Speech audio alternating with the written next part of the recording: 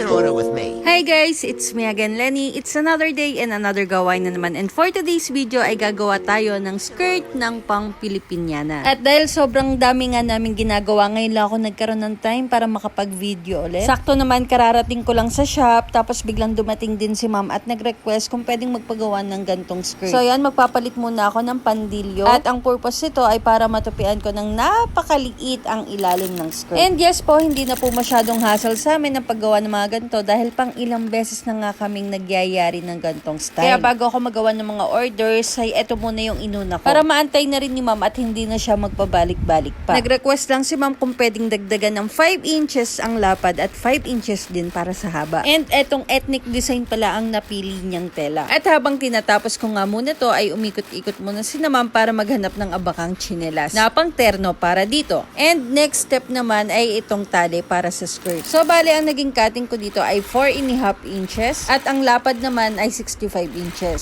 Mas okay na yung may excess kaysa naman sa kapos. At ganito lang to kaliit kapag ka nayari na.